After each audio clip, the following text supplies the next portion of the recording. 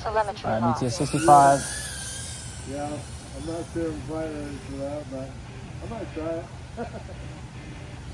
It just feels so heavy. Does it feel drifty? No, not really.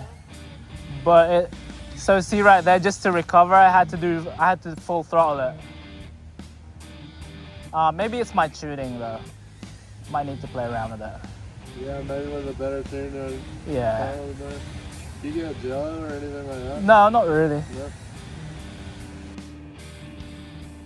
This is the Meteor65 Pro with the O4, testing it out at a Bando. So it's a slightly windy day, but overall it held up pretty well for what it is.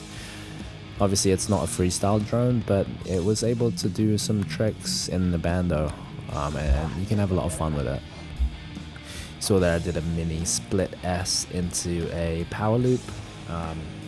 Obviously I didn't make it on the other side, but it shows that it does have some control. Only issues I have really is kind of how heavy it is, and when you come out of dives like that, it takes a lot of throttle for it to be able to recover, which obviously it's not ideal in a lot of cases. I didn't experience any jet low with this one. I know some people have been experiencing jet low with the Meteor65 and also even the Meteor75, but I've just gotten lucky with my unit, or the tune's just really good. But yeah, I haven't experienced that myself. Surprisingly, it actually feels pretty good in terms of control. The fact that you have to manage your throttle really well and really account for that weight means that you have a lot more control on the low end, which in some cases it's actually pretty good. Like in this case, it's easy to kind of go through these gaps in this old mill that we're flying in, more so than if I was flying a 5-inch, which have a lot more power. And in some cases like this, when you're flying through gaps, it's sometimes better to have less than more, right? Because you're able to control the drone a lot more. Obviously not being able to pull out of dives isn't great, but for the amount of control you get, it does make for a fun little Bando basher.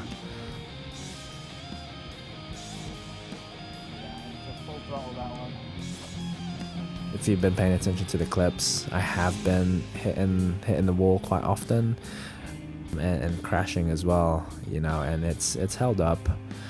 The only issues I had really is when you do crash, sometimes the propellers come off, which isn't great when you're at a spot where it's not easily accessible, and you have to go there and find your drone instead of just being able to turtle mode or just fly away, right?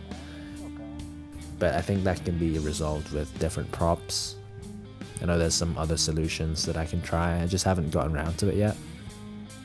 That's just one of my other complaints. Another issue I found, and I've talked about this in my previous video where I flew this indoors, is the battery life, right? It uses a 1S 300 milliamp hour LiPo battery, and I think just because of how heavy the drone is and how hard the motors are working, the battery life isn't great.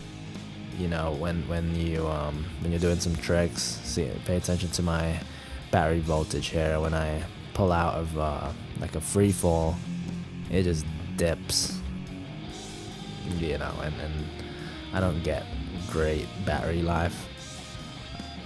If I was to compare this with the 1S 65mm analog loops that I fly, yeah, the battery life doesn't compare, right? I get so much flight time with those, and they're so much more maneuverable and overall just more fun to fly. But I think where the Meteor65 shines is the camera quality and the potential you have with having that good of a camera quality in such a small drone.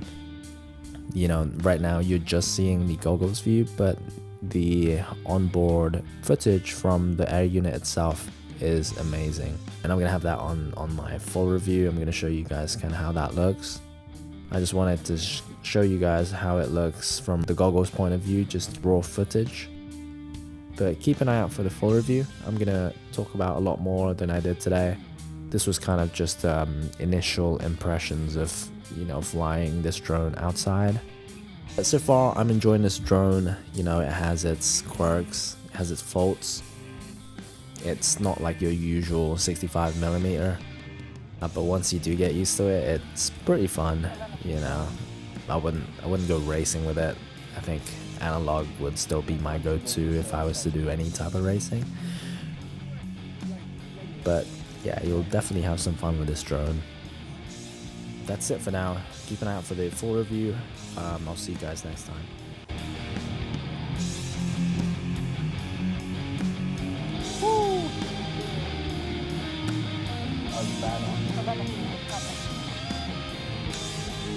Okay, I think I broke my I think I broke this 65.